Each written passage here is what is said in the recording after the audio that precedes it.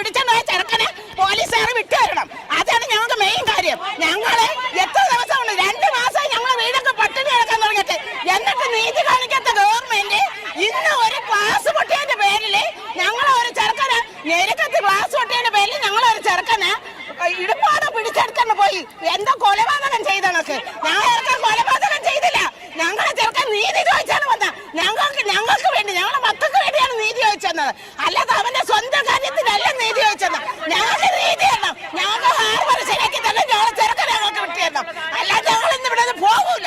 ദിവിഷ തന്നെയാണ്. കാരണം ഈ മത്സ്യത്തൊഴിലാളികൾക്ക് വേണ്ടി പ്രതിഷേധം എത്തി. അതിൽ ഒരാളെയാണ് ഇപ്പോൾ പോലീസ് കസ്റ്റഡിയിൽ എത്തിക്കുന്നതാണ്. മറ്റുള്ളവർക്ക് വേണ്ടി എന്ന് പറയാനാണ് ഒരു ചെറുക്കനെ തൂക്കി നിക്കാതെ കൊണ്ടുപോയിരിക്കുന്നത്. ഇങ്ങനെയാണോ കൊണ്ടുപോകണം? ഒരു ഗ്ലാസ് പട്ടി 1 കോടി വിലയുള്ള വള്ളത്തിന് ഒരു വിലയില്ലേ? 1 കോടി വിലയുള്ള വള്ളത്തിന് ഒരു വിലയേ ഇല്ലേ? 10,000-10,000 കണക്കിന് ആളുകൾ പട്ടിണി കിടക്കിന്. ഒരു തുള്ളി പാല്